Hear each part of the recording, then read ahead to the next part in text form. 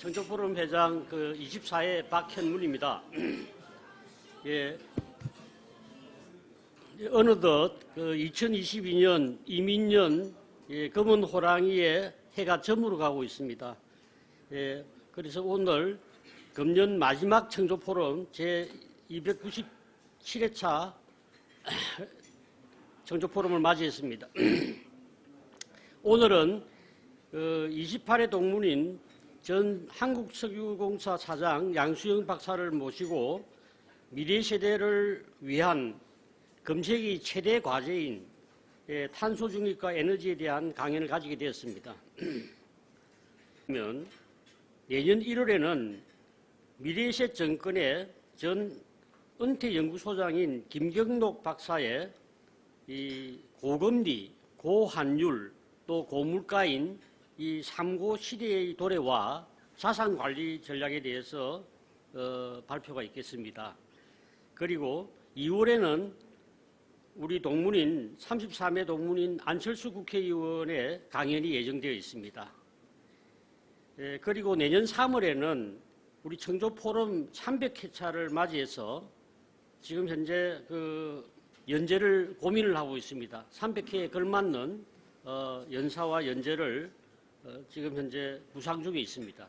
그리고 오늘 청조포럼 행사 마치고 우리 회장단 회의에서 300회차 연재에 대해서 좀 토의가 있겠습니다. 그러면 오늘의 연사 양수영 박사를 소개를 드리겠습니다.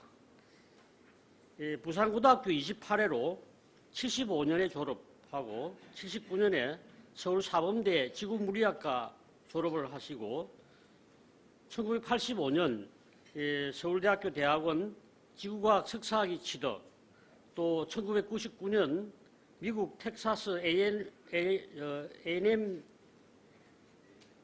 A&M 대학교 지구물리학 박사학위 취득, 또 1991년에서 95년까지 한국석유공사 지구물리팀장을 역임한 후에 1996년에서 2017년까지 대우 인터내셔널에 입사해가지고 에너지 개발팀장, 또 미얀마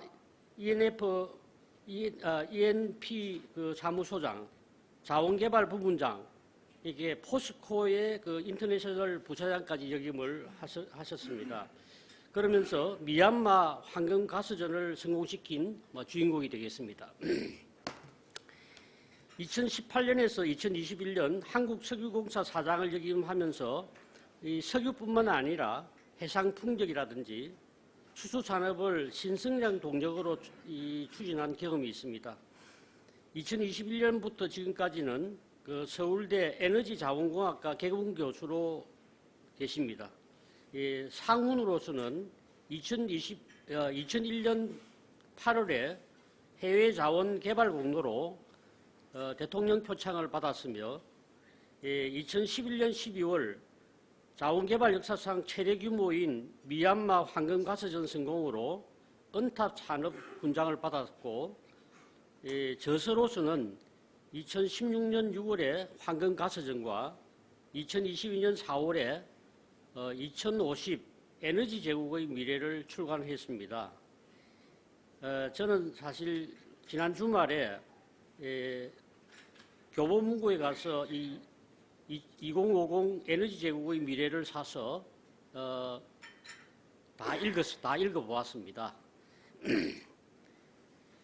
1970년대에 프랑스, 일본, 미국 회사 등이 미얀마의 서부 해상에서 7개공 시추를 했지만은 사암청을 발견하지 못하고 실패를 하고 철수를 해서 20년 이상 아무도 관심을 가지지 않는 그런 지역에서 우리 연사가 대우 인터내셔널에 들어가서 이 벵갈펜에서 가스성 존재 가능성을 확인을 하고 이 파트너사들이 다 포기를 하고 단독으로 시추한 결과 세계의 가스전을 2004년부터 2006년까지 발견을 했는데 매장량이 원유로 7억 배럴에 해당되는 대성공이었습니다.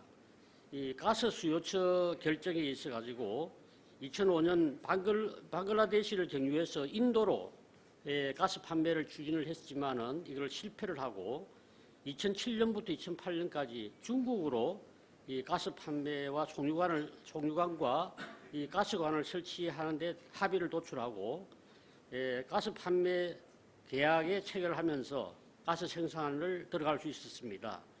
이 세 유저는 2013년부터 30년간 생산하기로 되어 있는데 포스코 대우 20년간 연간 3천억에서 5천억의 세전 이익을 창출하고 또 가스전 개발공사에 현대중공업 15억 불 공사 수주를 안겨주었고 미얀마 정부에도 연간 12억에서 20억 불의 재정 수입에 기여한 단일 프로젝트로 최고의 고수익을 창출한 그런 최고의 공로자가 바로 우리 연사이십니다.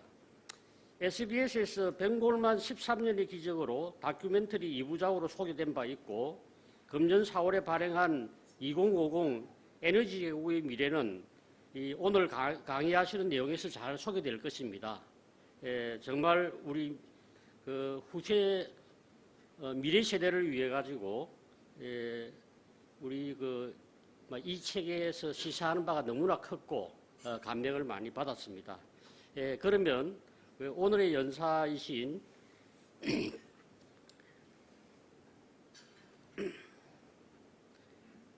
양수영 박사님을 큰 박수로 모시겠습니다.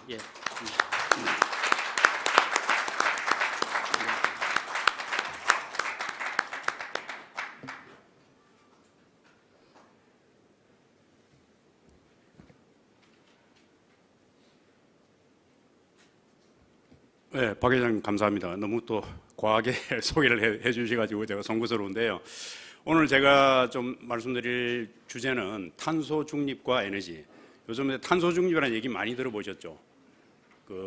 우리 인류 사회에서 굉장히 심각한 위협이 되고 있는 기후 변화 이 관련해서 탄소 중립이라는 얘기가 많이 나오고 있고 또 최근에 이제 우크라이나 전쟁을 계기로 에너지도 상당히 지금 얘기를 많이 하고 있습니다. 그래서 에너지를 안정적으로 공급하는 거, 그걸 이제 에너지 안보라 그러는데 어떻게 보면 탄소 중립과 에너지 안보 둘 다 굉장히 중요한데 두 개는 상충되는 개념입니다.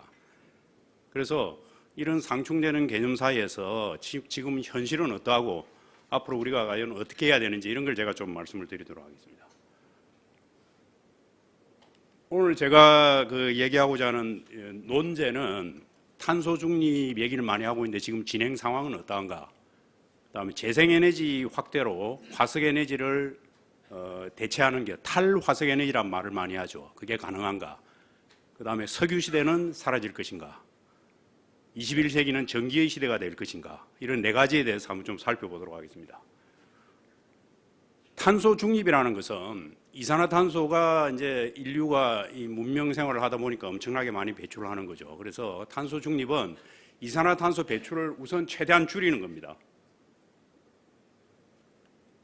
네, 그린하우스, 이 탄소라고 하는 것은 엄밀히 얘기하면은 그린하우스, 즉 온실가스입니다. 근데 온실가스 중에 제일 많은 게 이산화탄소고, 그래서 그냥 다 생략하고 탄소라고만 얘기하는데 실제로는 이산화탄소를 포함한 지구상에서 인류가 내뿜는 모든 가스, 그게 이제 온실가스죠.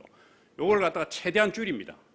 최대한 줄인 다음에 더 이상 줄일 수 없는 것은 처리를 하는 겁니다. 근데 처리를 하는데 싱크가 있고 CCUS가 있습니다. 그래서 다 처리해서 이산화탄소 배출을 제로로 하는 게, 순 배출을 제로로 하는 게 탄소 중립입니다. 그럼 처리는 어떻게 하느냐? 흡수가 있습니다. 이거는 이제 산림이나 바다나 토양에 자연적으로 흡수되는 게 있어요. 그래서 이제 나무를 많이 심자고 하는 것도 이런 이산화탄소 배출에 처리하는 영향이 기여하기 때문이고, 그 다음에 이제 이 포집 활용 저장, 아마 CCU에서 또는 CCS라는 얘기가 요즘 기사에 나오고 있는데, 이거는 카본 캡처 유틸라이제이션 앤드 스토리지.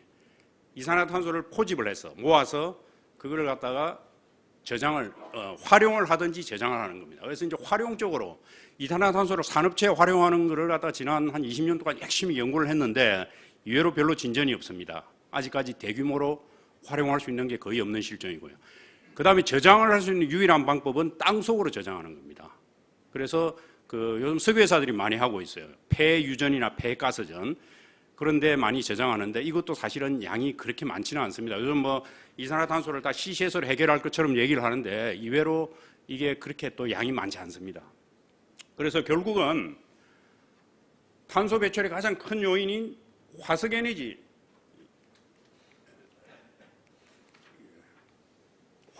사용을 줄여야만 탄소 중립이 가능한 겁니다.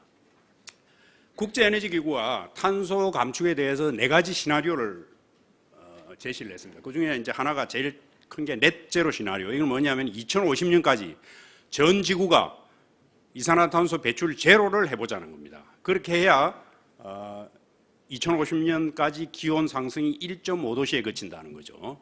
그게 이제 목표입니다, 하나에. 근데 이거는 실현 가능하다기보다 하나의 앞으로 이렇게 가야 하지 않겠느냐 하는 규범적인 성격이 강하다는 거고요. 자, 그 다음에 이 넷제로라는 게 모든 국가가 다 하기 힘드니까 중국 같은 데는 2060년, 그 다음에 나머지 개발도상국에는 2070년까지 넷제로를 달성했을 때, 그때는 어떻게 되느냐. 이게 이제 Sustainable Development 시나리오, 지속 가능 성장 시나리오가 되겠고요. 그 다음에 각 정부들이 전 세계에 약속을 한 게 있습니다. 우리는 언제까지 뭘 하겠다. 그래서 예를 들어서 NDC라고 Nationally Determined Contribution, 온실가스 감축 목표가 있습니다. 그래서 우리나라 같은 경우는 2030년까지 온실가스 감축을 당초는 원래는 30%였는데 작년에 문재인 대통령이 40%를 하겠다고 약속을 한 게 있습니다. 2018년 대비 2030년까지 감축을 하겠다. 그래서 그런 약속을 여러 정부들이 많이 했는데 그런 친환경 공약을 모두 달성했다고 가정했을 때 그게 발표 공약 달성 시나리오, Announced Pledged 시나리오, APS라고 하는 시나리오입니다. 이거는 근데 이제 약속을 했지 실제로 실현 가능성이 그렇게 많지는 않고요. 자, 그러면은 이런 약속에 근거해서 각 정부가 실제로 각 파트별로 분야별로 시행하고 있는 정책들이 있습니다. 그런 정책들이 다 달성되었다고 했을 때 그때가 이행 가능 정책 시나리오, Stated Policies 시나리오. 그래서 요거를 이제 앞에 약자를 따서 Stated STP에서 STEPS라고 합니다. 그런데 실제로 이 4가지 시나리오 중에서 실현 가능한 것은 가장 낮은 이행 가능 정책 시나리오입니다. 그걸 제가 좀 설명을 드리도록 하겠습니다. 자, 이게 온실가스 배출을 했을 때 기온 상승과의 관계입니다. 그래서 넷제로 시나리오에 의하면은 2030년에 한 1.8도 정도까지 올라갑니다. 넷제로 시나리오를 해도. 그래서 2030년에 1.8도 정도 올라간 다음에 이걸 서서히 줄이는 겁니다. 이게. 넷제로 시나리오는 1.5도로 가서 그 다음에 쭉 이렇게 내려가는 거고요. 그 다음에 실제로 이제 우리가 지금 현재 진행되는 그대로 간다고 했을 때는 2030년에 1.8도가 되는 겁니다. 그래서 지금 제가 아까 말씀드린 스텝스 이행 가능 정책 시나리오에 의하면은 2100년에는 지구 온도가 얼마까지 갑니까? 2.6도까지 올라갑니다. 굉장히 많이 올라가죠. 그러면 사실은 이 기후 변화에 대해서 지구 온난화에 대해서 이제 한때 좀 비판적인 의견들도 있었습니다. 겨울에 날씨가 되게 추운데 무슨 온난화냐? 근데 이제 온난화에 대해서 지금은 시비를 거는 사람들이 거의 없어요. 그러니까 이 기후 변화에 따른 지구 온난화 때문에 사실은 날씨가 굉장히 추운 것도 온난화의 영향이라는 거예요. 예를 들어서 이제 우리가 텍사스에 얼마 전에 굉장히 그 기온이 떨어진 적이 있었죠. 그런 것도 제트 기류가 우리 온대 지방에 걸쳐 있는 제트 기류가 이게 지구 온난화에 의해서 이게 약해져서 제트 기류가 이렇게 형성되어 있는 게 꾸불꾸불해진 거예요. 그래서 북극의 한파가 밑에까지 내려오고 이것도 다 지구 온난화의 영향입니다. 그래서 남국에 빙하가 녹고 북극에 빙하가 녹고 하는 거는 이제 팩트입니다. 그렇죠? 자, 그래서 어쨌든 이러한 CO2 에미션을 완전히 제로했을 때는 이렇게 되는데 그렇지 않을 경우는 2.6도까지 올라가는 게 우리의 현실이라는 겁니다. 자, 그러면 에너지에 대해서 제가 좀 설명을 드려보겠습니다. 에너지라는 것은 요즘 에너지란 말을 굉장히 많이 쓰는데 저희가 이제 이런 에너지 공급 측면에서 볼 때 에너지라는 것은 일을 하게 만들거나 또는 열을 내는 것. 그다음에 정량적인 특성입니다. 양적인 특성이에요. 근데 요즘 뭐 탄소 중립, 탈화석 이런 얘기할 때 정량적으로 얘기하지 않고 정성적으로 얘기를 많이 합니다. 구체적인 숫자로 얘기하지 않고. 그래서 오늘 저는 좀 숫자를 대면서 실제 팩트가 어떤지 그걸 좀 살펴보려고 합니다. 여기 아무래도 기업 하시는 분들이 많으니까 숫자에 대해서는 좀 거부감이 좀 덜하지 않을까 생각을 합니다. 자, 에너지는 우리가 우선 자연으로부터 얻는 에너지, 그걸 1차 에너지라고 합니다. 영어로 프라이머리 에너지라고 그러는데 이게 에너지를 공급받을 수 있는 겁니다. 자연으로부터. 우리가 스스로 에너지를 만들 수는 없죠. 자연으로부터 얻는 겁니다. 이 5가지가 있습니다. 그중에 이제 재생에너지라 그럴 때는 재생할 수 있는 리뉴어블 에너지, 우리 수력, 풍력, 태양광, 뭐 바이오 에너지 이런 건 재생에너지고 그 외에 4가지가 더 있습니다. 석유, 천연가스, 석탄, 원자력. 그 다음에 재생에너지. 그래서 우리가 자연으로부터 얻을 수 있는 에너지는 5가지가 다예요. 더 이상은 에너지가 없습니다. 이제. 그래서 이게 이제 1차 에너지고 1차 에너지를 그대로 쓰는 게 아니고 이 에너지를 우리가 쓰기 쉽게 가공을 하기도 하죠. 예를 들어서 전기를 만든다든가 뭐 도시가스 또 자동차 연료 이런 거를 이제 2차 에너지라고 그러고 1차 에너지든 2차 에너지든 어떤 과정을 거치든 바로 쓰든 우리 최종 소비자가 마지막으로 쓰게 되는 에너지 태워서 없애는 에너지, 그걸 최종 에너지라고 합니다. 그래서 이 최종 에너지는 전기도 되고 뭐 석유, 석탄, 바이오 에너지, 그죠? 이게 이제 최종 에너지가 되겠죠. 그동안 지구가 인류가 썼던 에너지입니다. 엄청나죠? 이 1800년도에 실제로 18세기, 1700년도죠. 18세기에 그 산업혁명, 1차 산업혁명이 일어나기 전에는 바이오매스라고 트래디셔널 바이오매스, 쉽게 말해 장작입니다. 장작이 대부분이었죠. 그죠? 그 다음에 이제 우리가, 16세기, 17세기부터는 또 고래를 잡아가지고 고래 기름으로 또 에너지를 많이 썼죠. 그래서 다 생명체로부터 얻는 바이오매스입니다. 인류가 수천 년 동안에 바이오매스만 사용해 오다가 이때 무슨 일이 일어났습니까? 1차 산업혁명. 1차 산업혁명의 가장 결정적인 원동력은 뭘까요? 석탄, 전기기관이죠. 전기기관, 석탄을 이용해서 전기기관을 해서 그때부터 어떻게 보면 이제 공장이라는 게 생기기 시작했죠. 공장이라는 게 생기고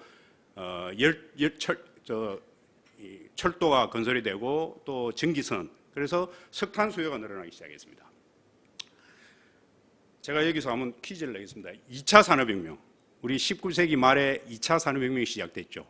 2차 산업혁명의 원동력은 뭐였습니까? 아시는 분 손 들고. 2가지가 있습니다. 손 들고 제가 선물을 드리겠습니다. 네. 전기하고 2가지를 동시에 얘기해야 됩니다. 2가지. 2차 산업혁명의 원동력, 계기.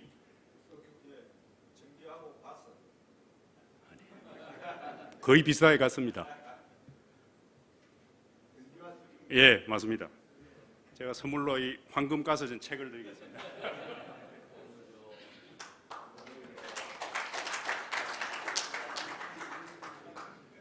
제 책 이름이 황금가스전 이유가 제가 미얀마에서 발견한 가스전이 쇠가스전인데 미얀마 말로 황금이라는 뜻입니다. 예. 자, 그래서 2차 산업혁명은 전기와 석유입니다. 전기를 이용해서 컨베이어 벨트 해서 대량 생산이 가능해졌고 석유를 통해 가지고 그동안은 이 말을 타고 다니다가 이제 석탄은 사실은 수송수단이지만은 대형 수상수단만 되죠. 전기선이나 또는 뭐 기차 같은 거. 근데 석유를 사용하면서 자동차를 쓰기 시작한 거죠. 그래서 자동차를 쓰다 보니까 자동차와 또 항공기 이런 걸 하다 보니까 자동차 산업, 또 철강 산업, 그다음에 석유를 정제하는 석유화학 산업. 그래서 우리가 20세기 들어와서 발달한 산업이 대부분 석유 때문에 됐다고 해도 과언이 아닙니다. 그래서 이 석유가, 자, 석탄은 이제 19세기 때 20세기 초반까지 많이 썼죠. 그 다음에 이제 석유는 사실은 1800년도 후반에 처음으로 이제 상업적인 유전이 발견됐는데 그 이후로 19세기, 20세기 들어와서 급속도로 늘어났습니다. 그 다음에 또 한 1960년, 70년부터 천연가스도 많이 쓰기 시작했고요. 그래서 이 석탄, 석유, 천연가스 이게 지금 어마어마합니다. 1850년 대비 인구는 7배 증가했는데 에너지는 23배 증가했다. 지금 현재 전 세계 인구가 몇 명이 되는지 아십니까 혹시?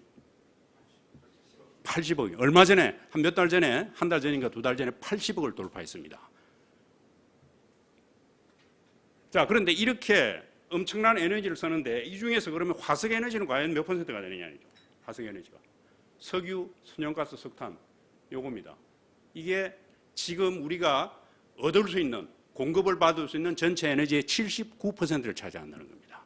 그래서 탈화석 에너지라는 것은 이 79%에 해당하는 이게 자꾸 넘어가네.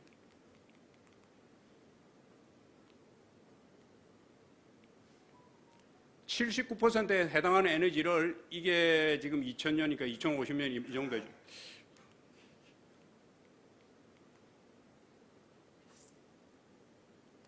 요걸 이렇게 줄이는 겁니다. 이렇게 해야 탈화석 에너지가 가능한 겁니다. 자, 그러면 1차 에너지 공급은 한번 봅시다. 이게 어떻게 되는지. 석유가 29%, 천연가스가 24%, 석탄이 26%에서 이렇게 해서 이게 79%예요. 재생에너지가 16%입니다. 지금 현재. 그 다음에 이 5%가 원자력이에요. 그런데 이 재생에너지의 비율을 다시 한번 구성을 보면은 재생에너지의 67%가 바이오 에너지입니다. 여전히 장작을 많이 떼고 또 요즘 뭐 옥수수에서 기름 짜고 동물식물에서 기름 짜고 하는 거, 동식물에서 나오는 에너지가 67%를 차지한다는 겁니다. 그리고 17%는 수력이에요. 그런데 여러분들 바이오 에너지라는 것은 재생은 가능하죠. 그죠? 뭐 고갈되는 게 아니고 다시 생산은 되는 건 가능한데 재생에너지 이퀄 클린 에너지는 아닙니다. 즉 바이오 에너지라는 것은 유기물이죠. 우리 동식물은 다 유기물이라는 것은 탄소를 가지고 있어요. 그러면 이 탄소를 연소하는 과정에서 이산화탄소가 발생합니다. 그래서 실제로 이게 바이오매스라 해가지고 요즘 뭐 이렇게 그 우드칩이니 막 쓰고 있는데 실제로 상당히 많은 환경론자들이 바이오매스는 더 이상 친환경이라 하면 안 된다 이런 얘기를 많이 하고 있어요. 석탄만큼 이산화탄소가 발생됩니다. 바이오매스에서 어마어마한 이산화탄소가 발생합니다. 그 다음에 수력이라는 것은 뭐 이게 리뉴얼도 하고 공해도 안 생기고 좋은데 문제는 더 이상 할 데가 별로 없어요. 전 세계 수력 발전을 지을 만한 데는 다 지었고 앞으로 확장 가능성은 별로 없습니다. 그래서 재생에너지 중에서 유일하게 확장해야 되고 확장 가능한 것은 태양광과 풍력이죠. 그럼 재생에너지의 16% 중에 11%입니다. 그럼 얼마입니까? 1.8%, 2%가 안 됩니다. 그래서 지금 현재 우리가 자연으로부터 얻는 에너지 중에서 태양광과 풍력이 차지하는 비율은 2%가 안 된다는 거죠. 이거를 최대한 늘리는 게 우리의 목표입니다. 그 다음에 태양광과 풍력은 뭐 여러분들 뭐 비판하는 얘기를 많이 들으셨겠지만은 기후 조건이 맞는 나라에서는 가능한데 예를 들어 사막 같은 데는 태양광을 얼마든지 지으면 되죠. 그 다음에 이제 그 유럽 지역에 요즘 뭐 재생에너지 한다고 굉장히 폼을 잡고 있는 유럽과들은 북해 쪽에 바람이 세게 붑니다. 그래서 풍력을 하기 굉장히 유리하죠. 그런데 우리나라 같은 경우는 기후 여건이 사실은 굉장히 힘듭니다. 그럼에도 불구하고 열심히 해야 되지만은 상당히 힘들다는 거, 그걸 좀 아셔야 됩니다. 그 다음에 또 하나 문제는 뭐냐면은 전기는 수송이 안 되죠. 안 된다는 건 아니죠. 송전선이 있어야 되죠. 그죠? 그래서 어떤 나라 내에서는 송배전망을 깔아서 할 수 있는데 저 우리가 사막에 중동에 있는 그 태양광으로 아무리 전기를 많이 생산도 가지고 올 수가 없는 겁니다. 그래서 태양광과 풍력, 전기는 쉽게 이동이 안 된다는 거, 그런 단점이 있죠. 자, 아까 제가 최종 에너지 소비를 말씀드렸는데 1차 에너지든 2차 에너지든 인류가 쓰는 마지막 단계의 에너지, 그래서 산업체에서 36%, 이건 엔드 유저입니다. 그 다음에 수송연료가 25%, 빌딩에 31% 이렇게 큰데, 자, 그러면 어떠한 형태로 쓰느냐? 최종 에너지의 형태. 전기는 20%입니다. 우리가 쓰는 에너지 쭉 해가지고 마지막으로 쓰는 에너지 중에서 20%만 전기고 나머지 37%는 석유. 이 주로 뭘까요? 수송연료겠죠. 그죠? 가솔린, 디젤 뭐 이런 거. 그 다음에 천연가스 중에서 전기 만드는 데 쓰는 거 외에 나머지 천연가스, 우리 도시가스 이런 것들 있죠. 석탄이 의외로 많습니다. 이 석탄은 뭘까요? 석탄은 주로 이제 석탄 발전소만 하는 것 같은데 의외로 석탄이 최종 에너지 소비에서 석탄이 꽤 된다 이거죠. 뭘 것 같습니까? 물론 연료로도 쓰죠. 마지막으로 석탄을 갖다가 여전히 우리 뭐 무연탄, 연탄 떼는 것도 다 여기 포함되는 거죠. 근데 상당히 많은 부분을 차지하는 게 제철 연료로 쓰입니다. 철광석, 우리가 용광로에서 철광석이라는 것은 여러분들 옛날 화학 시간에 배우셨겠지만은 그 철은 Fe이고 철광석 Fe2O3, 철 원자 2개와 산소 원자 3개로 구성되어 있어요. 그래서 이 O3를 떼내야 됩니다. 떼내기 위해서 어떻게 하느냐 하면은 석탄을 갖다가 아주 고온으로 건조하게 가열을 시키면 코커스가 만들어져요. 그래서 이 코커스, 이 용광로에는 철광석하고 석탄을 같이 집어넣습니다. 코커스를 같이 집어넣으면은 이 코커스가 환원 작용을 일으켜 산소를 떼내는 작용을 해요. 그래서 순수한 철이 만들어집니다. 그래서 제철 과정의 원료로서는 석탄이 이외로 상당히 많이 있다는 거죠.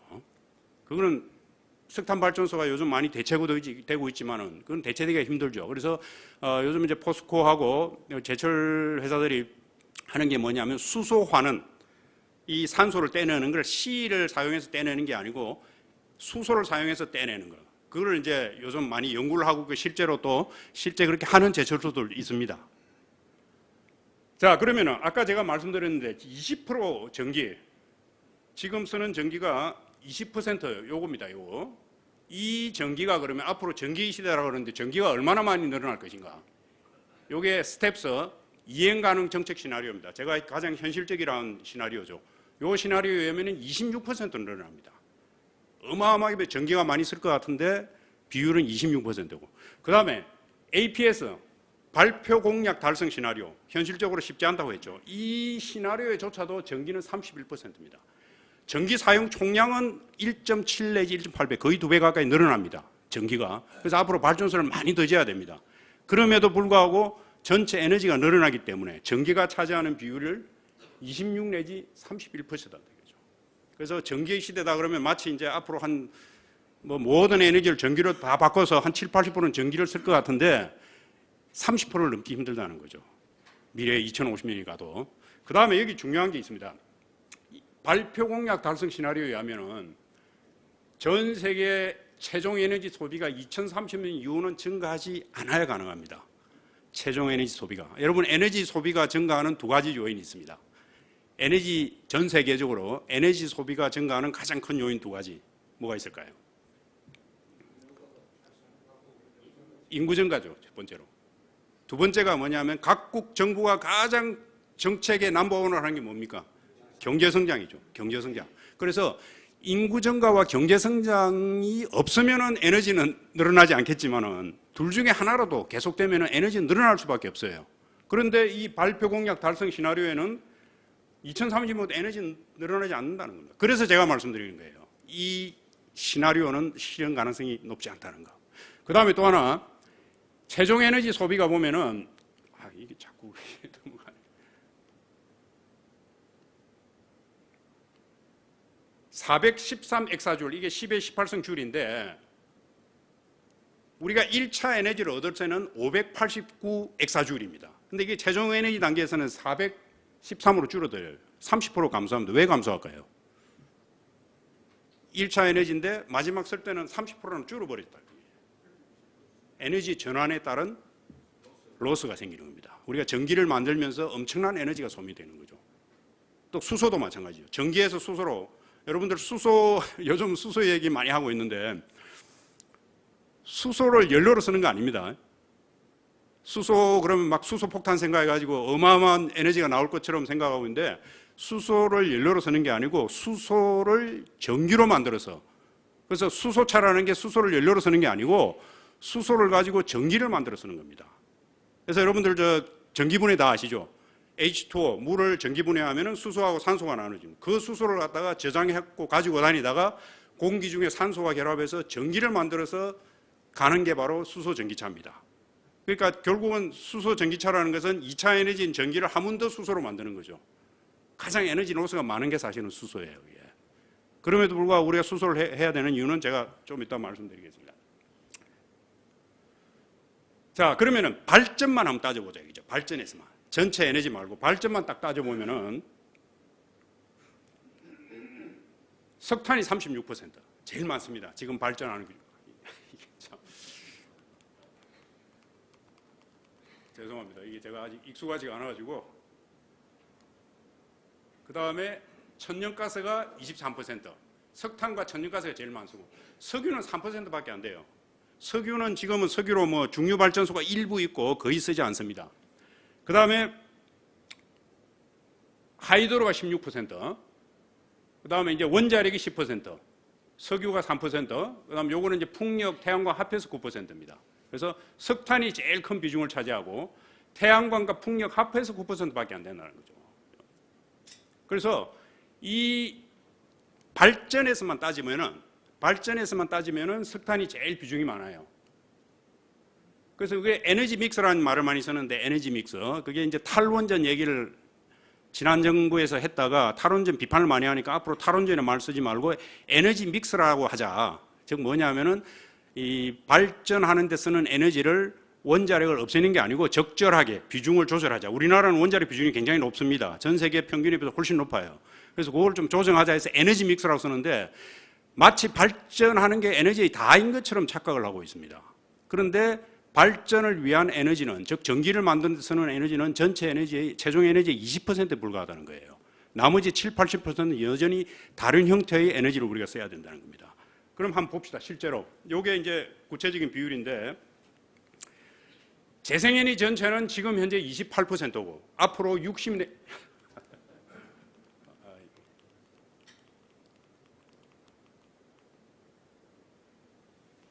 앞으로 60 내지 70%로 늘어나는데, 그래서 이제 그런 얘기를 많이 들었을 겁니다. 재생에너지가 앞으로 에너지의 60%, 70%를 차지할 거다. 마치 태양과 풍력이 석유, 석탄을 다 대체해서 우리가 쓰는 에너지의 60%, 70%를 차지할 거라고 믿는 사람들이 꽤 있습니다. 환경하는 사람 중에서. 그런데 팩트는 뭐냐면은 재생에너지의 28%가 60%, 70% 되는 거는 맞아요. 발전해서. 그죠? 근데 그 중에서도 태양광과 풍력과 따져보면 9%에 불과하고 꽤 많이 되긴 되죠. 40%, 52%가 되는데 문제는 전체 에너지가 아니라 이거는 전기를 만드는 데 필요한 에너지라는 거죠.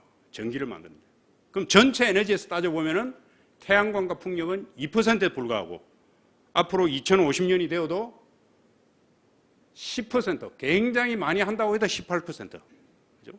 태양광과 풍력이 앞으로 엄청나게 많이 지어도 전체 에너지 차지하는 비율이 18%가 넘기가 힘들다는 거죠. 근데 그런 얘기를 많이 합니다. 풍력, 태양광을 많이 해서 앞으로 석유를 대체해야 된다. 70%, 80%는 대체가 안 됩니다. 그게 팩트라는 거죠. 그래서 1차 에너지 공급을 지금 현재 2020년이 이때에 있습니다. 이게 앞으로 2050년이면 어떻게 되느냐는 거죠. 그래서 여기 보면은 태양광과 풍력이 1% 정도죠. 요거는 이제 2020년에 팬데믹으로 인해서 에너지 수요가 급감했을 때입니다. 이게 10%. 그러니까 태양광과 풍력이 늘어난 대신에 석탄은 줄어들었어요. 한 10%. 그런데 석유는 어떻습니까? 2030년까지 늘어나다가 거의 그대로 가고 천연가스는 상당히 많이 늘어났습니다. 이게 1차 에너지의 가장 most likely, 가장 예상되는 전망이라고 봐야 되는 겁니다. 자, 그러면은 석유와 천연가스는 앞으로 과연 어떻게 될 것인가? 그걸 한번 봅시다. 이게 이제 석유의 그 수요 현황인데 승용차, 트럭, 버스에서 이걸 도로 수송이라고 합니다. 도로 수송이 약 43%, 그 다음에 항공기, 철도, 기차, 선박에서 11% 해서 이게 전체가 수송용으로 쓰는 게 54%나 됩니다. 그 다음에 석유화학 원료로 14%. 그래서 재생에너지는 발전만을 위한 에너지인데 석유는 수송연료, 석유화학 원료, 발전 등 다양한 용도로 쓰인다는 거죠. 그런데 이거 도로 수송을 한번 보시면은 2020년에서 2030년까지 증가했다가 2030년부터는 수요가 조금씩 감소하는 걸로 되어 있습니다. 도로 수송은. 그죠? 그런데 여기 보시면 항공기하고 선박, 페트로케미칼, 요거는 수요가 계속 늘어나요. 심지어는 발표 공약 달성 시나리오에서도 이 수요는 늘어나는 걸로 되어 있습니다. 굉장히 이거는 친환경적인 시나리오인데도 불구하고 석유화학 원료와 항공기 연료는 오히려 늘어나는 걸로 되어 있어요. 석유화학 원료는 여러분 잘 아시죠? 지금 우리가 입고 있는 옷이나 요즘 뭐 엄청나게 많은 제품들이 다 탄소 소재, 즉 석유화학 제품에서 만들어지는 거죠. 그래서 석유가 사용되는 중에서 우리가 연료로 쓰는 것은 최대한 아끼면 되는데 원료로서의 석유는 이거는 뭐 어떻게 할 수가 없어요. 그래서 이 석유가 없으면 이제 다 원시시대로 돌아가야 됩니다. 목화에서 나오는 면화, 뭐 실크, 뭐 이런 거 입어야지. 그렇지 않고 우리 옷도 못 입고 자동차도 없고 다 없어요. 그만큼 석유하고 원료로서의 석유는 대단히 중요하다는 거죠. 그죠? 자, 그러면은 문제는 이제 이런 건 별로 줄지 않는데 요게 과연 얼마나 줄 것이냐. 도로 수송에 있어서 이게 관건입니다. 전기차가 선진국에서는 전기차가 굉장히 빠른 속도로 바뀌고 있습니다. 그런데 트럭하고 버스는 배터리 용량 때문에 쉽게 바뀌지 않고 있어요. 그래서 대용량 배터리를 계속 개발하려고 애를 쓰고 있고 상당히 많이 발전이 됐지만 여전히 한계가 있습니다. 그래서 앞으로도 이게 장거리용 버스나 장거리용 트럭을 전기로 하는 건 쉽지 않을 거고 승용차는 굉장히 많이 바뀝니다. 그래서 승용차 수요가 국제에너지기구가 예측한 바에 의하면 지금 현재 1,500만 대로 1%의 점유율인데 2030년엔 거의 10배가량 어마어마하게 늘어나는 그건 팩트입니다. 그렇게 해서 전 세계 자동차의 7% 정도를 차지하게 된다 이거죠. 그런데 이렇게 바뀌었을 때 석유는 얼마나 줄어드느냐. 석유는 200만 배럴 줄어든다는 겁니다. 전 세계 인류가 쓰는 하루 동안 쓰는 석유가 1억 배럴입니다. 1억 배럴. 그래서 200만 배럴이니까 2%가 줄어드는 거예요. 자동차가 10배, 10배가량 증가해도 석유 수요는 2% 감소한다는 게 이게 팩트입니다. 그런데 또 하나 문제가 되는 건 아까 우리 아침 시간에도 잠깐 얘기를 나누지만은 배터리가 재료가 되는 리튬, 코발트, 니켈, 구리, 히토리움 이것들이 과연 무한정 공급될 것인가? 사람들이 이제 착각을 하는 게 우리가 이제 이 자원이라는 것이 계속 공급이 되니까 계속 공급된다고 생각하는데 자원은 만들어지는데 뭐 10만 년, 100만 년 뭐 엄청난 세월이 걸리죠. 고갈됩니다. 언젠가는. 고갈 시기가 언제냐는 게 달려 있는 거지. 석유, 천연가스도 마찬가지고요. 그래서 벌써 이제 배터리 원료 공급에 대해서 벌써 걱정들 하고 있는데 이게 앞으로 2030년 10배까지 늘어날 때 문제없이 계속 공급이 될 것인가 이게 상당히 의문이 있죠. 그렇죠? 또 하나 전기차는 비쌉니다. 우선 전기차 자체도 비싸고 전기료도 앞으로 틀림없이 올라가게 되어 있습니다. 그러면 앞으로 전기료가 올라가는데 개발도상국에 인도나 아프리카나 동남아시아에서 야 이거 지구의 미래를 생각해서 우리 전기차를 타야 되겠다 그러지는 않겠죠. 그래서 선진국에는 전기차가 상당히 많이 대체되겠지만 전기차로 개발도상국에서는 쉽지 않다 이거죠. 그래서 전기차가 많이 늘어나지만 어떤 한계가 있다는 거죠. 그래서 석유 수요 전망입니다. 이게 이제 그 국제에너지기구가 전망한 요거는 이제 스텝스 그 이행 가능 정책 시나리오에 따르면은 2030년까지 쭉 증가하다가 2030년부터는 정체 상태다. 줄어드는 게 아니고 정체 상태. 여전히 1억 배럴 이상을 쓰는 겁니다. 이행 가능 정책 시나리오에 하면 이게 뚝 떨어지게 돼 있죠. 그죠? 그 다음에 요거는 이제 오펙에서 예측한 거고, 석유 수출국 기구에서. 이거는 뭐냐면은 미국 에너지 정보청이라고 있습니다. 에너지 인포메이션 어드미니스트레이션. 미국 에너지 정보청에서 예측한 것은 2050년에 2020년 대비 무려 37% 증가할 것이다. 감소하는 게 아니고 오히려 증가할 것이라고 미국 에너지 정보청은 예측을 하고 있습니다. 천연가스는 어떻게 될까요? 천연가스는 지금 현재 천연가스 수요가 이게 발전용으로 많이 쓰고 산업체에서 많이 쓰고 있는데 46% 증가합니다. 2050년. 이 자료는 국제 그 가스 수출국 기구 GECF라고 러시아를 중심으로 해서 만드는 국제 기구가 있습니다. 거기에서 예측한 건데 46% 증가네. 왜 그러면 가스 수요가 이렇게 증가하느냐? 제일 큰 이유가 발전입니다. 발전에서 석탄 발전이 많이 퇴출이 되고 있죠.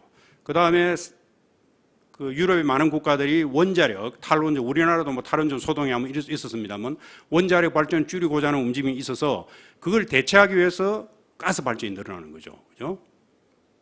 그 다음에 또 하나 가스 발전이 늘어나는 중요한 이유가 있습니다. 아까 제가 말씀드린 대로 태양광과 풍력은 이 기후에 민감하고 또 하나 단점이 뭐냐면은 계속 전기를 만들 수가 없죠. 태양광은 평균 3시간 내지 4시간.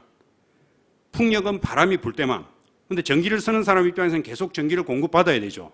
그래서 재생에너지는 어쩔 수 없이 태생적으로 간헐성 문제가 있습니다. 그래서 이 간헐성을 보완해 주는 역할이 뭐냐 하면 바로 가스 발전입니다. 석탄하고 원자력은 기저발전이라고 그래서 일정적으로 일정하게 계속 전력을 공급하고 플락추에이션, 이 오르락내리락 하는 것을 메꿔주는 역할을 하는 게 가스 발전입니다. 그래서 이 전기의 저장 문제가 해결되지 않는 한 전기에 저장하는 게 있죠. 에너지 스토리지 시스템, ESS. 맨날 불나고 말이 많죠. 비싸고 또 비싸고 문제가 많고 한계가 있어요. 그래서 재생에너지의 저장성 문제 때문에 그거를 대체하기 위해서 가스 발전이 계속 늘어날 수밖에 없다. 그래서 재생에너지가 앞으로 확대되면 확대될수록 가스 수요는 더 늘어나는 것이다. 그게 팩트입니다. 그래서 CO2 감축 시나리오, 아까 제가 말씀드린 국제에너지기구가 했던 이거는 뭐 넷 제로 시나리오는 제로가 되고 재생에너지를 엄청나게 늘리는 거죠. 우리나라가 지난 2021년도에 국가 에너지 그 계획에 발표한 거에 하면은 우리도 재생에너지를 70% 늘리겠다 그렇게 발표를 했습니다. 그거는 정말 그 말도 안 되는 그런 계획을 정부가 발표를 했어요. 이게 버젓이 들어가 있습니다. 근데 이것도 사실은 쉽지 않아요. APS도. 왜 그러냐면은 여기 보시면 천연가스 수요가 거의 늘지 않죠. 재생에너지가 늘어나면 늘어날수록 천연가스 수요가 늘어날 수밖에 없는데 APS 시나리오에는 천연가스 수요가 늘어나지 않는다고 가정했기 때문에 이것도 현실적으로 맞지 않는다는 거죠. 그래서 스텝스 이행 가능 정책 시나리오만이 유일한 시나리오라는 거. 그 다음에 요 시나리오에 의하면 보십시오. 이게 이산화탄소 배출입니다. 2018년 대비 2030년까지 우리가 얼마를 감축한다 그랬죠? 40% 감축한다 그랬습니다. 근데 지금은 40%는커녕 20% 시면 얼마 전에 제가 뭐 사실 여부는 모르겠습니다만은 그 지난 정부에서 26%를 하겠다고 산업부에서 올렸는데 청와대에서 원래 30%였어요. 30%였는데 26% 안 되겠다고 올렸는데 그걸 40% 하겠다고 올렸어요. 발표를 했습니다. 그게. 왜냐하면은 그 OECD가 원하는 게 40%였어요. 2030. 그러니까 우리는 그냥 그 발표를 해버린 겁니다. 근데 또 웃기는 것은, 웃긴다는 표현을 써서 죄송합니다만은 얼마 전에 이제 우리 신정부가, 윤석열 정부가 이 탄소중립 회의에 대통령이 참석해서 비판을 했어요. 과거 정부에서는 산업체 의견을 듣지 않고 무리하게 탄소중립 계획을 발표했다. 그런데 우리도 꼭 달성을 하겠다. 그렇게 발표를 했습니다. 그런데 그 배경에는 원자력을 사용해서 하겠다. 이게 깔려 있습니다. 그런데 아까 말씀드린 대로 전기는 20%에 불과하죠. 나머지 탄소를 해결하지 않으면 이게 있을 수가 없는 거예요. 그 다음에 원자력을 지금부터 열심히 지어도 지금 시작해서 지어도 10년 걸립니다. 신한울 3, 4호 그걸 취소했다가 다시 하기로 했죠. 그런데 취소했기 때문에 다시 하기로 하면 환경영향평가부터 새로 다시 시작해야 됩니다. 그게 지금 2022년이니까 2034년, 35년이나 돼야 가능해죠. 그러니까 원자력을 탈원전 폐기한다는 거하고 탄소 중립하고는 아무 상관이 없다는 겁니다. 그게 지금 정부에서 지난 정부도 그러고 이 정부도 그러고 쉽게 얘기를 하고 있어요. 탄소 중립에 대해서. 공급은 어떻게 되는지 한번 봅시다. 자, 이거 조금 이제 전문 용어로 들어가면 여러분들 이제 이거는 상식 좀 알아두시면 좋아요. 매장량하고 자원량. 근데 이제 보통 매장량이란 말을 많이 하는데 우리가 시출을 해가지고 발견을 했지 않습니까? 그걸 바로 매장량이라 하지 않고 그거는 자원량이라 그럽니다. 그 다음에 그거를 이제 평가증을 뚫고 여러 가지 분석을 해서 이게 상업적으로 개발이 가능하다. 투자를 하자. 결정이 되면 그때부터 이름을 매장량이라 그러는 겁니다. 근데 그 매장량이라는 것도 땅속에 있는 거 잘 모르죠. 그래서 이게 틀림없이 있겠다는 것은 프루븐. 세 가지 카테고리가 있습니다. 프루브드가 있고 프라버블, 파서블. 요 세 가지 카테고리가 있다는 거죠. 그 다음에 시출해서 찾았는데 아직 개발을 할지 안 할지 모르는 것을 발견 잠재 자원량이라고 합니다. 컨틴전트 리소스. 이건 컨틴전트, 즉 상황에 따라서 달려 있다는 거죠. 될 수도 있고 안 될 수도 있고. 그걸 컨틴전트 리소시즈라고 그러고 탐사 자원량이라는 것은 시추도 아직 안 한 겁니다. 있는지 없는지도 모르니까 이거는 뭐 전혀 카운트 되지 않는 자원량입니다. 그러면은 이 자원량 중에서 몇 퍼센트를 반영하느냐는 거죠. 실제로 경제성 분석할 때 자원량이 몇 퍼센트를 반영하냐. 프루브드 리저버는 70 내지 95%입니다. 그 다음에 나머지는 40 내지 50, 10 내지 20, 5 내지 10이다. 그래서 제가 계산을 어떻게 했냐면 프루브드 리저버는 많이 봐줘서 95%를 인정을 해주고 나머지 요 세 개에 대해서는 평균치로 한 30% 정도 인정해 줘야죠. 그렇게 했을 때 앞으로 자원량이 어떻게 되느냐는 거죠. 그렇게 해서 계산한 자원량입니다.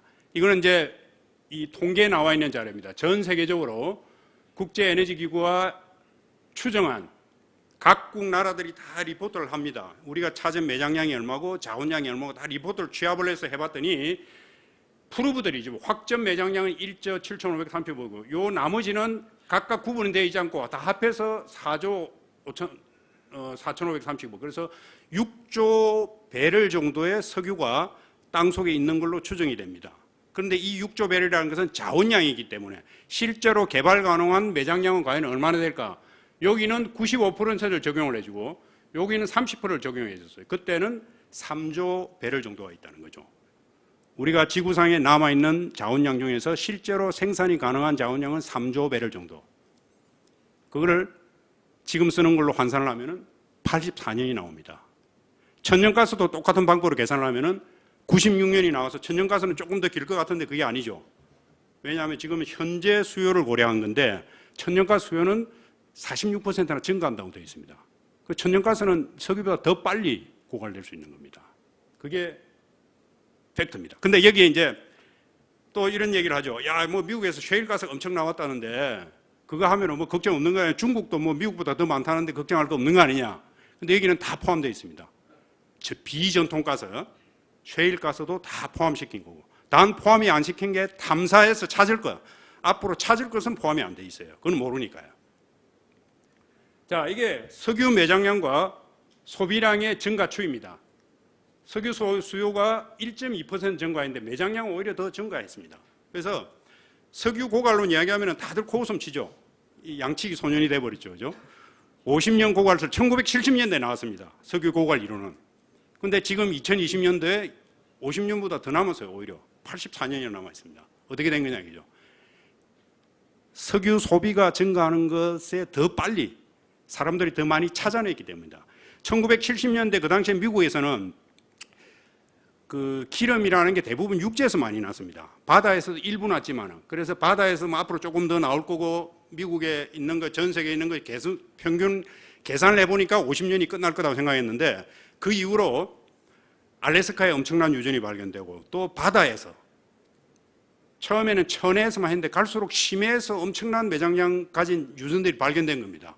그러다 보니까 매장량이 엄청 늘어난 거죠. 근데 이걸 자세히 살펴보면은 매장량이 꾸준히 늘어나는 게 아니고 점프를 몇 번 했습니다. 이 첫 번째 점프는 뭐냐면은 1980년대 오펙 국가들이 그동안 매장량을 자기들이 너무 보수적으로 했다 해서 왕창 한번 올린 적이 있습니다. 그래서 한번 쭉 올라갔고 그 다음에 이거는 뭐냐면 카나다의 오일 샌드라고 있습니다. 굉장히 이 삶 속에 끈적끈적한 기름. 그래서 그전에는 생산이 안 됐어요. 매장량을 카운트를 안 했다가 기술이 발전해가지고 이거는 히팅을 시켜서 가열을 해가지고 뽑아내게 됐습니다. 그래서 그게 1000억 배럴 정도 점프를 했습니다. 그 다음에 베네수엘라에 오리노코 벨트라고 유명한 유전 지역이 있는데 거기도 초중질류라고 오일 샌드만큼 안 되지만은 상당히 찐득찐득한 기름이 있습니다. 그래서 그게 2000년도 들어와서 매장량으로 인증을 받을 겁니다. 그런데 이제 베네수엘라의 문제가 뭐냐면 베네수엘라가 전 세계적으로 석유 매장량 1위입니다. 사우디보다 석유 매장량 1위예요. 그런데 지금 막 기름이 없어가지고 가솔린 하려고 막 주유소에 줄 서고 있다 이거죠. 왜 그러냐면은 2000년 들어와서 차베스가 국유화를 다 해버렸죠.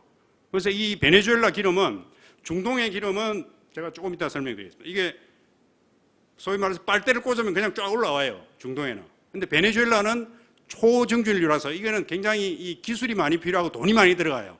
가열을 하고 뭐 여러 가지 기술을 써야 되기 때문에 그동안 미국의 이제 메이저 석유 회사들이 생산을 많이 했는데 다 쫓아내버리고 자기들이 하려고 그러니까 안 되는 겁니다. 근데 이제 얼마 전에 보니까 미국이 요즘 이제 유가도 하도 올라가고 하니까 사우디에 가서 뭐 이렇게 사정을 했는데도 안 되고 베네수엘라하고 좀 친하게 지내야 되겠다. 그래서 베네수엘라하고 조금 관계가 좋아지면은 미국 회사들이 투자를 하면은 유가가 조금 안정될 가능성이 있습니다.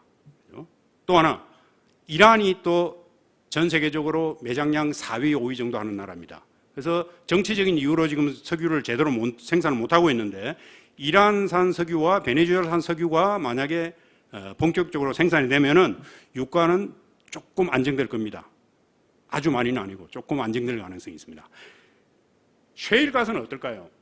2010년 들어와가지고 셰일가스로 인해서 조금 증가를 했죠. 그런데 그렇게 엄청난 증가가 아닙니다. 셰일가스는요. 그래서 어쨌든 이 매장량은 이런 점퍼만 없으면은 이렇게 가는 거죠, 사실은. 그죠? 자, 이건 뭐냐면은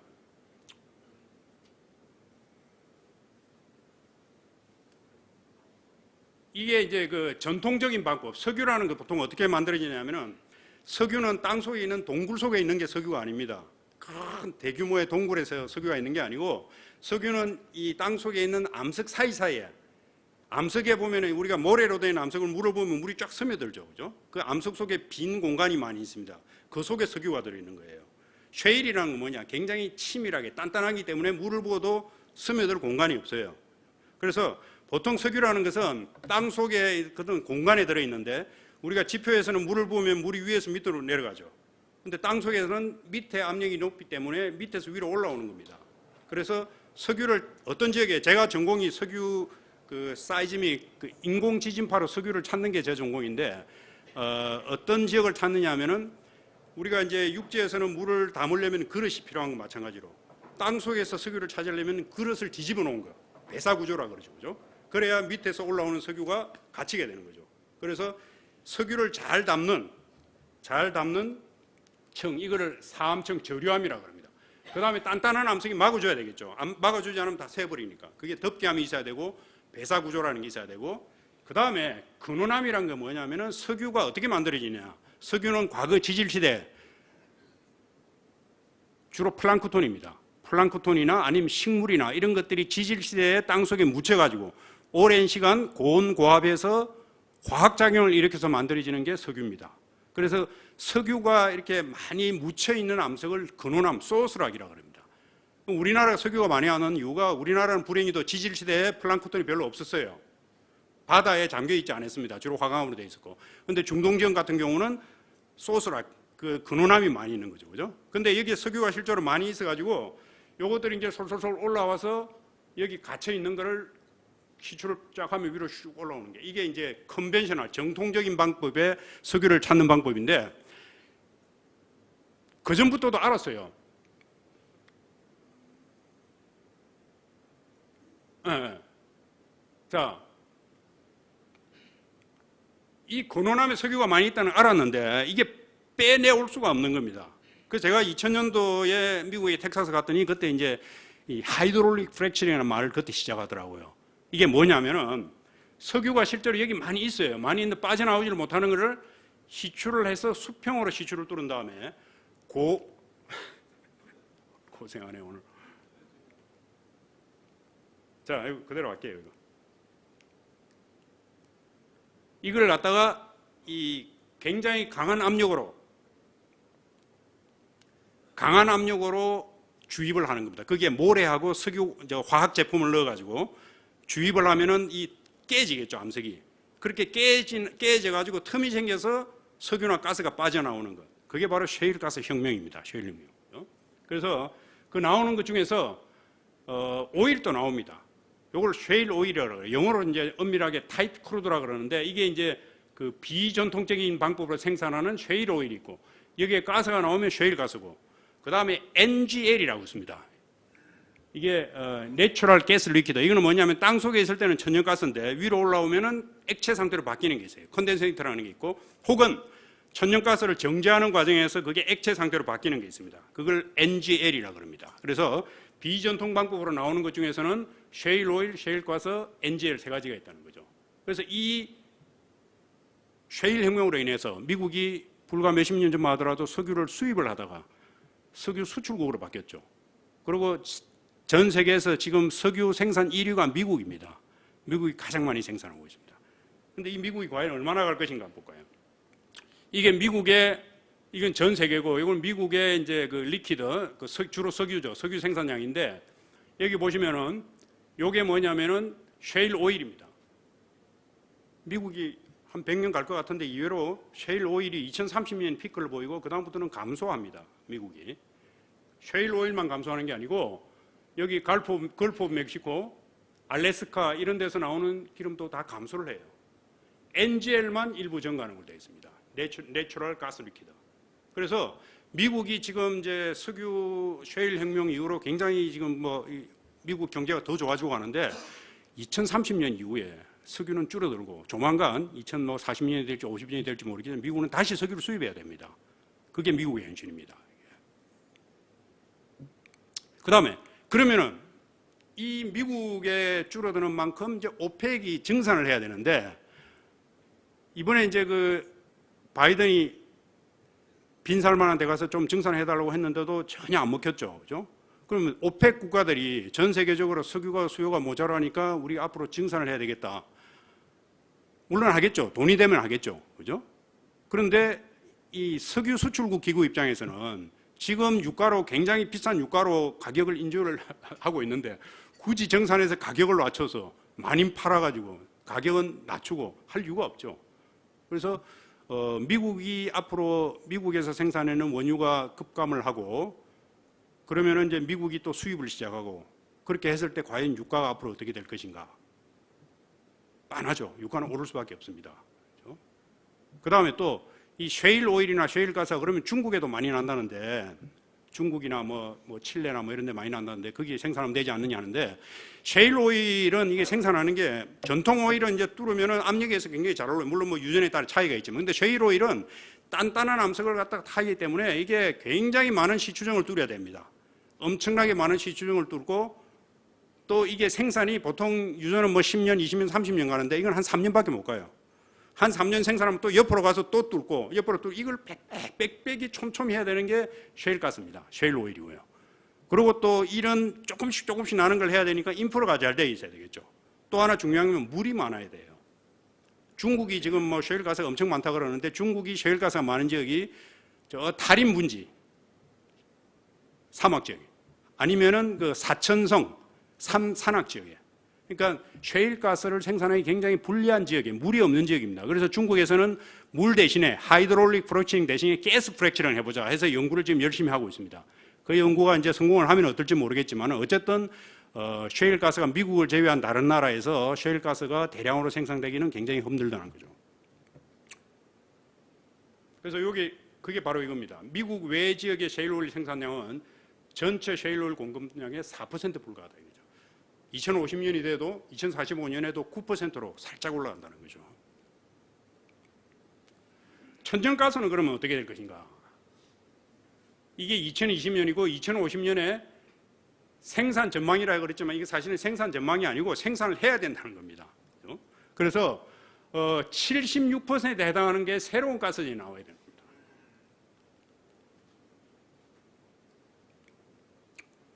76%에 해당하는 게 새로운 프로젝트 나오고 그중에 45%는 이미 찾아놓은 가스전이 있습니다. 거기서 생산하면 되는데 31%는 새로 찾아야 되는 겁니다.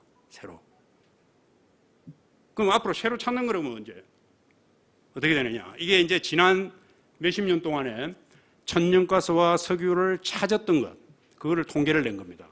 요 위에 게 이제 발견 건수고, 요게 1년 동안 찾았던 자원량입니다. 매장량이 아니고 자원량입니다.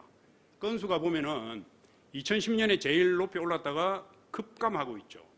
이게 이제 투자를 안 한 이유도 있습니다. 요즘 뭐 ESG라 그래서 환경 문제 때문에 석유회사에 투자를 못한 것도 있고 투자 문제뿐만 아니라 이제는 요즘 유전이 나오는 것은 대형 유전 아니면은 참 힘들어요.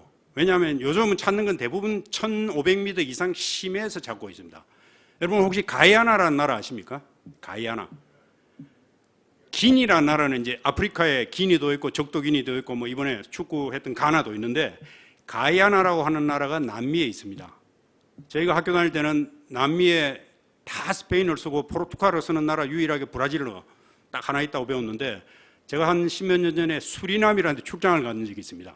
드라마 나왔던 수리남에. 거기 석유 때문에 한번 갔었는데 가보니까 수리남이라는 나라가 있고 그 서쪽에 가이아나라는 나라가 있고 그 동쪽에 프렌치 가이아나가 있습니다. 그래서 수리남은 네덜란드를 쓰고 가이아나는 영어를 쓰고 프렌치 가이아나는 프랑스를 쓰고 스페인은 포르투갈 말고도 세 나라가 더 있더라는 거죠. 그런데 가이아나가 뭐 신문지상에 보시는지 모르겠지만은 엄청난 유전을 발견했습니다. 한 몇 년 전에. 그래서 지난 10년 동안에 최대의 심해에서요. 그래서 근데 이제 큰 유전을 하나 발견한 게 아니고 유전지대를 발견한 거죠. 그래서 시추를 해가지고 제가 얼마 전에 보니까 얼마 전에 25번째 발견을 했다 그러더라고요. 그래서 매장량이 엄청난 매장량을 찾아가지고 지금 가야나 나라가 사우디보다 더 1인당 석유 이 매장량, 1인당 석유 매장량을 보면 전 세계 1위가 됐다 그래요. 여기서 또 문제를 하나 내겠습니다. 가야나가 50억 내지 80억 배럴이라고 되어 있거든요. 이거는 며칠 쓸 수 있는 매장량일까요? 이 책이 하나 더 있습니다. 손 들고 얘기해 주세요. 4년, 5년. 예. 제가 이번에 낸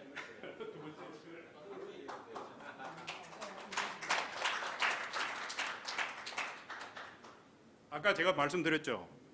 하루에 1억 배를 씁니다. 약 1억 배를, 뭐 9천 몇백만의 배를 왔다 갔다 하는데, 그러면 이제 지난 10년 동안에 발견된 자이언트 유전은 거의 유일합니다. 가야나에서 50억 내지 80억.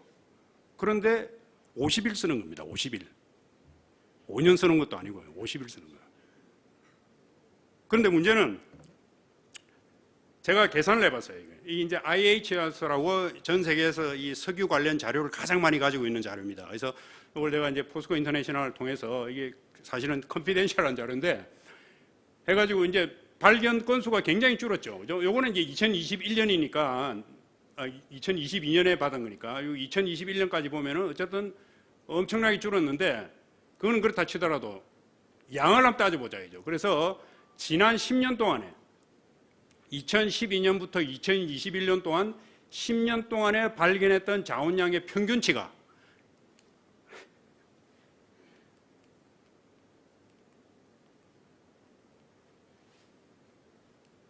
자원량의 평균치가 218억 배럴입니다. 이 자원량은 석유뿐만 아니라 천연가스를 포함해 천연가스 석유로 환산했어요. 환산해가지고 1년 동안에 우리가 찾았던 자원량이 218억 배럴인데 우리가 쓰는 양은 얼마냐? 석유가 얼마 씁니까? 365억 배럴 쓰겠죠. 그죠? 1년에 하루에 1억 배럴이니까. 거기다가 천연가스가 석유로 환산하면 한 250억 배럴 정도 써요. 그래서 한 610억 배럴 정도 쓰는데 우리가 1년 동안 쓰는 자원량의 석유 천연가스 수요량의 3분의 1 정도만 찾았다는 겁니다. 지난 10년 동안. 이게 앞으로 10년 동안에 급속도로 증가할 것인가? 그럴 가능성은 거의 없습니다. 우리가 지금 사람들은 그런 얘기를 많이 해요. 제가 이제 석유가스가 좀 있으면 고갈될 거다 그러면은 이때까지 기술이 그렇게 발전했는데 근데 석유가스를 찾는 기술이 1960년, 70년, 80년대에 급속도로 발전했습니다. 3D 탐사라는 게 생겨가지고 3차원 탐사라는 게 생기고 그 다음에 디지털화가 되고 있어 급속도로 늘어났는데 그 이후로 1980년도 후반 이후로는 거의 증가한 게 없습니다. 석유 찾는 기술은 한 30년 때 거의 똑같은 방법으로 하고 있어요. 단지 바뀐 게 뭐냐면 이전에는 조금 얕은 바다였는데 지금은 아주 깊은 바다에 저 대서양, 태평양 저 깊은 바다에 가서 찾는 겁니다. 그러니까 어떻게 됩니까? 전에는 항공 뚫는데 한 1000만 배럴이면 되는데 지금은 한 1억 배럴, 2억 배럴 정도 들어요. 성공 확률이 뚫었다 하면 나오는 게 아니고 10개 뚫으면은 2개 정도, 뭐 2개 내지 3개. 그러니까 아주 큰 회사가 아니면은 못 합니다. 그리고 지구상에 더 이상 찾을 데도 없고 이제는 뭐 이 사람들이 이게 이 인류가 쓰는 석유 수요를 충족하려고 전 세계 사사치 뒤졌습니다. 온데 뭐 정글, 사막 안 간 데가 없어요. 딱 안 간 데 유일하게 하나 있습니다. 아직 안 한 데. 남극이죠, 남극. 그래서 남극에서 앞으로 석유가 엄청나게 석유가 생산되면 어떻게 될지 모르는데 남극은 가기가 쉽지 않죠. 환경 문제 때문에. 그죠? 그래서 우리가 가스 자원을 생각하면은 상당히 걱정이 많이 됩니다. 결론을 내리겠습니다. 탄소 중립 진행 상황은 어떠한가? 심각한 기후변화 위기에도 불구하고 에너지 소비가 줄지 않고 있습니다. 그래서 탄소 중립을 달성하는 것은 거의 제가 뭐 표현을 어려운 상황이다 하지만은 탄소 중립은 불가능하다. 이렇게 보시면 됩니다. 그래서 탄소 중립은 불가능하지만 우리가 탄소 배출을 최대한 줄이긴 줄여야 되겠죠. 그죠? 재생에너지 확대로 탈화석 에너지는 가능한가? 2% 지금 현재 2%인 태양광 풍력으로 79%에 해당하는 화석에너지를 대체하는 것은 불가능합니다. 최대한 줄이려고 노력은 해야 되겠죠. 석유시대는 사라질 것인가? 석유시대는 21세기가 돼도 여전히 석유는 주 에너지원으로 제일 큰 에너지원입니다. 그런데 언젠가는 사라집니다. 앞으로 100년 이내로. 그래서 이 사우디 석유 장관 자키 야만이라는 사람이 유명한 말을 했습니다. 그 오펙이 한창 힘쓸 때 그때 이 양반이 왜 그런 얘기했냐면은 유가가 계속 올라가고 있는데 좀 증산을 해가지고 유가를 안정을 시켜야 되는데 오펙 국가들이 계속 이제 이게 이 증산을 할 생각을 안 해요. 그때 이제 자키 야만이라는 사람이 무슨 말을 했냐면은 지금 석유값을 갖다가 이렇게 계속 올라가게 내버려두면은 대체 에너지가 개발된다.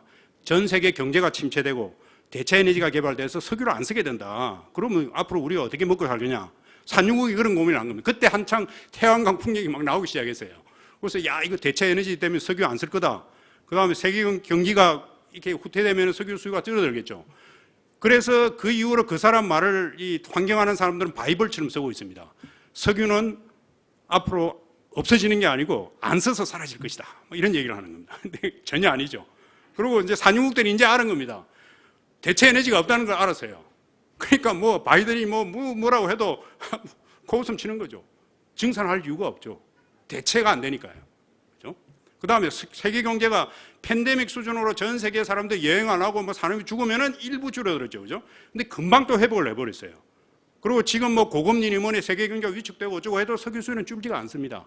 산유국들이 그걸 알고 있다는 거죠. 그래서 석유 시대는 사라집니다. 없어져서 사라질 것이다. 전기 시대는 20%가 26 내지 31% 올라갑니다. 그걸 갖다 전기 시대라고 정의를 하면은 뭐 그건 할 말 없고 어쨌든 전기가 앞으로 50% 60% 될 시대는 오지 않는다는 거죠. 자, 전기에 대해서 좀 볼까요? 우리나라 전 세계와 우리나라 발전량입니다. 전 세계적으로 35, 34, 석탄은 비슷하죠. 천연가스도 뭐 거의 비슷하고 우리가 조금 많고 석유는 뭐 거의 안 쓰니까 원자력은 높아요. 우리가 실제로. 우리가 좁은 국토에 비해서 원자력이 높은 것은 사실입니다. 저는 탈원전 하는 사람은 절대 아닙니다. 그런데 우리나라가 원자력 비율이 높은 것만은 사실이다. 그거는 좀 아셔야 됩니다. 자, 재생에너지가 28%인데 우리는 7%밖에 안 돼요. 제일 큰 이유가 수력이 없어요. 그래서 수력은 우리가 1%밖에. 태양광은 워낙 그동안 많이 지었죠. 태양광은 전 세계 평균보다 조금 높아요. 근데 풍력은 거의 없습니다. 그래서 우리가 재생에너지를 안 쓰면 안 됩니다. 지금 뭐 탄소를 최대한 줄여야 되기 때문에 재생에너지를 늘려야 되는데 태양광보다는 우리나라는 그래도 해상 풍력은 좀 유리합니다. 이게 태양광이나 풍력은 다 넓은 토지가 있어야 됩니다. 풍력도 마찬가지고. 근데 우리나라는 좁은 국토다 보니까 태양광 풍력이 굉장히 불리한데 대신에 바다는 제한이 없죠. 그죠? 그리고 북해만큼은 안 되지만은 북해는 10mS 정도 되는데 우리나라는 8 정도는 돼요. 8. 그러니까 북해만큼 안 돼도 풍력을 하기에 충분하다는 것을 제가 서해공사 했을 때 1년 동안 그 풍향, 풍속 다 측정을 해서 우리나라 동해안이 해상 풍력을 하기에 상당히 좋은 위치에 있다는 걸 확인을 했습니다. 그래서 해상 풍력 앞으로 많이 늘려야 된다는 거죠. 자, 그러면 우리가 무엇을 해야 되는가? 기후변화 대응도 굉장히 중요합니다. 제가 오늘 말씀드린 건 탄소 중립은 필요 없다가 아니고 탄소 중립이 굉장히 어렵다. 그럼에도 불구하고 탄소 배출은 최대한 줄여야 된다는 거예요. 그 다음에 그거 못지않게 에너지 위기가 온다는 거죠. 수급 불균형 상태가 오기 때문에 에너지 수요를 최대한 줄여야 됩니다. 그래서 이 뒤에 있는 이거는 사실은 크게 영향을 못 미치고 오히려 이게 더 중요합니다. 에너지 소비를 줄여야 됩니다. 우리나라만큼 에너지 가격이 싼 데가 없죠. 그죠? 지금 뭐 겨울에 막 전기 장판 막 하지 않습니까? 에너지 수요를 절대적으로 줄여야. 그다음에 에너지 효율화. 우리나라가 전기가 굉장히 싸죠. 그래서 우리나라가 여러 가지 기업 환경이 좋지 않음에도 불구하고 외국 회사들이 투자를 하는 이유 중에 큰 이유 중에 하나가 바로 전기입니다. 전기가 싼 전기뿐만 아니라 굉장히 질이 좋은 전기가 들어와요. 우리나라는 삼성전자에 들어가는 반도체 만드는 삼성전자에 들어가는 전기나 가정용 형광등 트는 전기나 똑같은 전기가 들어갑니다. 그럴 필요가 없는데요. 말하자면 전기는 그 수요에 따라서 고급 전기가 필요한 데가 있고 그냥 일반 전기가 필요한 데가 있는데 우리는 일관적으로 똑같은 전기를 똑같은 송배 전망에서 다 같이 공급을 하는 겁니다. 그래서 말하자면 이제 전 국민이 현대자동차 제일 좋은 차가 뭐죠? 제네시스 G8090 타고 다니는 거죠. 그죠? 그럴 필요가 없는데. 그래서 그게 왜 그러냐? 한전이라는 데가 국영, 지금 뭐 상장을 했지만 여전히 국가기업이죠. 국영기업체죠.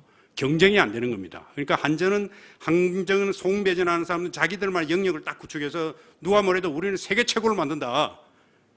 그 세계 최고의 전기를 만들어서 전 국민한테 공급을 하고 있는 겁니다. 이런 것들이 바로 이제 앞으로 바꿔야 될 에너지 효율화 중에 하나다. 이런 것만 바꿔도 에너지가 굉장히 많이 줄어들 겁니다. 그 다음에 재생에너지, 그러니까 비화석 에너지, 돈 안 드는 비화석 에너지, 즉 원자력과 태양광 풍력을 최대한 확대해야 됩니다. 근데 참 웃기는 게 지난 문재인 정권에서는 탈원전을 한다고 막 생태계를 파괴하고 막 했는데 지금은 또 바뀌었습니다. 탈원전이 너무 밉다 보니까 이제 재생에너지 하는 사람들이 딱 꼴이 보기 싫은 거예요. 그래서 뭐 재생에너지를 다 죽이고 있습니다. 실제로. 말은 그렇게 하지 않는데.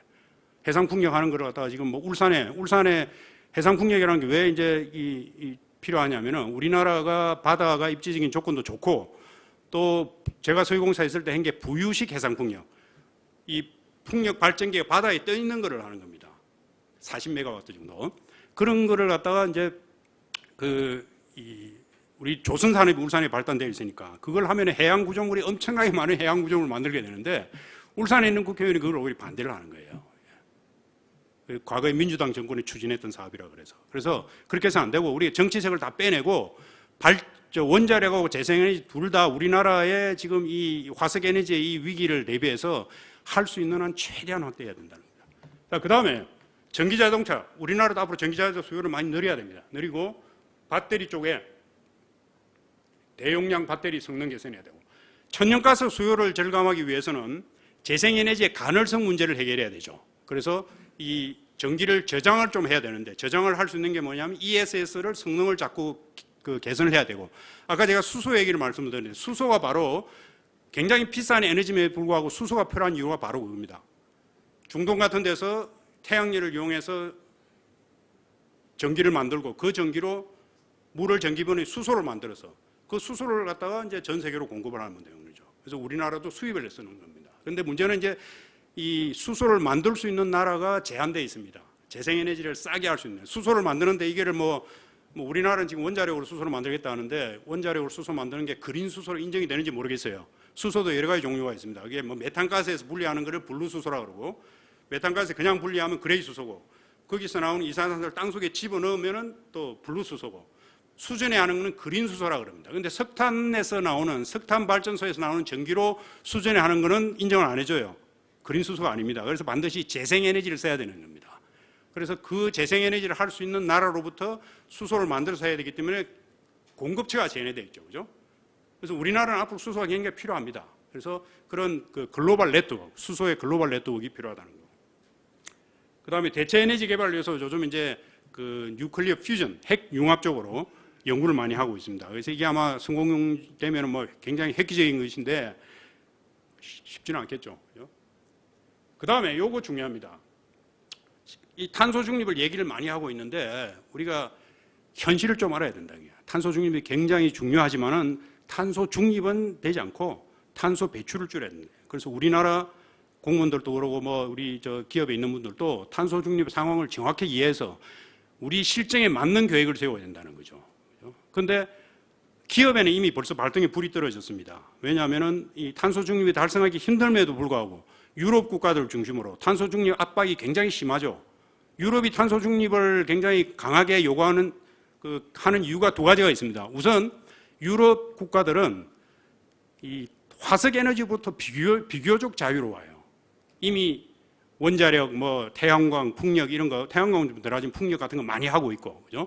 그 다음에 또 유럽 국가들은 전기가 다 연결이 돼 있죠. 유럽 대륙 전체가. 그러니까 뭐 어디 전기가 좀 부족하면 다른 나라에 사가지고 와서 쓰거든요. 그리고 이 소위 말하는 그 굴뚝 산업이 조금 이제 많이 벗어나 있습니다. 유럽 국가들은.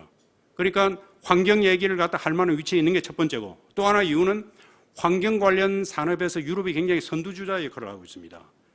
그러다 보니까 이게 친환경을 자꾸 강조하면 강조할수록 유럽 국가들은 돈을 벌어요, 사실은. 유럽 기업들은. 그런 두 가지 측면이 있다는 거죠. 그런데 우리나라가 제일 이제 골치 아프죠.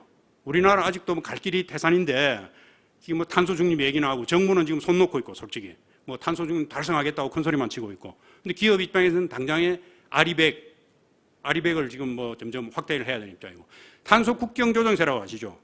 앞으로 이제 유럽 국가들의 제품을 수출하려면은 그게 화석 에너지를 쓰지 않은 제품에 대해서는 세금을 안 무는데 화석 에너지 쓴 거에 대해서는 탄소세를 물입니다. 탄소 국경조정세. 우리나라에 들어오려면은 세금을 좀 더 내야 된다. 그게 지금 2025년부터인가 실제로 현실화될 겁니다. 그래서 우리 국가에서도 이런 그 세계적인 압력에 대비해서 기업을 어떻게 좀 살릴 것인가 여기에 대해서 정말 심각하게 고민해야 될 때가 왔다고 저는 생각을 합니다. 이상 경청해 주셔서 감사합니다.